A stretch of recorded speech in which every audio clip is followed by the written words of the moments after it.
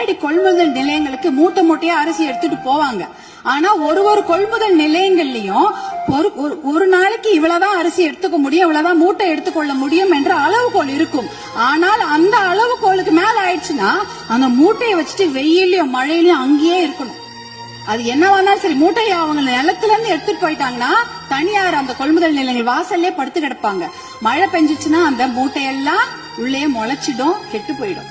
இப்படி எத்தனையோ சிரமங்களை மீறிதான் அவங்க நம்மளுடைய உணவு மேசைக்கு சாப்பாடை கொண்டு வராங்க.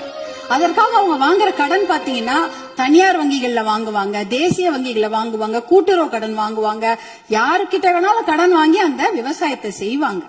அப்படி இருக்கும்பொழுது அந்த வங்கி கடன்களை நம்ம தள்ளுபடி செய்ய வேண்டுமா? நம்ம தமிழ்நாட்டுல நம்ம கூட்டுறவு கடனை முழுமையாக தள்ளுபடி செய்ய வேண்டும் என்பதுதான் எங்களுடைய வேண்டுகோள்.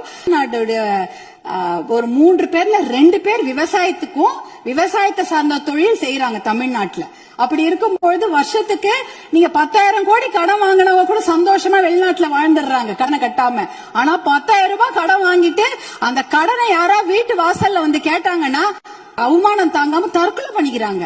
2021, 22, 23 கிட்டத்தட்ட 1968 விவசாயிகள் தமிழ்நாட்டுல தற்கொலை பண்ணி இருக்கிறாங்க. அப்படின்னா ஒரு நாளைக்கு 2 விவசாயிங்க தற்கொலை பண்ணிருக்கிறாங்கன்றத இந்த புள்ளி விவரம் சொல்லுது.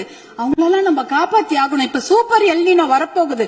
அந்த சூப்பர் எல்னினோனா கடுமையான வறட்சி, அதுக்கு நம்ம தயாரா இருக்கணும். இன்னும் எவ்வளவு கடன் வாங்குவாங்களோ அவங்க தெரியாது. நம்ம விவசாயிங்க எங்க இருக்காங்க தெரியுங்களா? 100 அடி ஆழத்தை பள்ளத்துல இருக்கிறாங்க. 100 அடி ஆழ பள்ளம் கடன் சுமையில. ஆனா நீங்க நம்முடைய தமிழக அரசாங்கம் இன்னைக்கு அவங்க 50 அடி ஆழ கயிறு தான் கொடுத்திருக்கீங்க. எப்படி வெளியில வருவாங்க? 50 அடி கயிறை அவன் 100 அடி ஆழம் பள்ளத்து இருக்கிறாங்க. அந்த விவசாயிங்க எப்படி வெளில வருவாங்க? முழுமையான கடனை தள்ளுபடி செய்தா தானே அவங்க அந்த கடன் பிரச்சனை வெளியில வந்து அவங்க அடுத்த வேலையை பார்க்க முடியும்.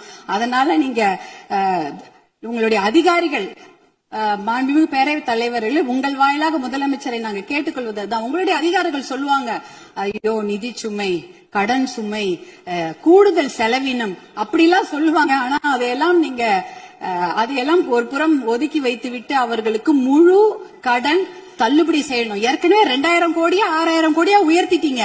இன்னும் ஒரு 18,000 கோடியா அந்த கடன் தள்ளுபடி, கூட்டுறவு கடன்களை மட்டும் தள்ளுபடி செய்யுங்க. ஏன்னா ஏற்கனவே அவங்க 1 வருஷத்துக்கு தான் தள்ளுபடி செய்திருக்கிறீங்க. அதற்கு முன்னால ஒரு 2 வருஷம் கடன் அவங்க வாங்கி வச்சிருக்கிறாங்க. அந்த கடனையும் முழுமையாக தள்ளுபடி செய்தீர்கள் என்றால் அவங்க கண்டிப்பாக எத்தனையோ கடுமையாக உழைக்க தயாராக இருக்கிறார்கள். அவங்களுக்கு அந்த ஒரு ரெஸ்பெக்ட நம்ம கொடுக்கணும், அவங்களுக்கு அந்த நிவாரணத்தை நாம் தர வேண்டும் என்று உங்களை எல்லாம் நாங்க அன்போடு கேட்டுக்கொள்கின்றேன்.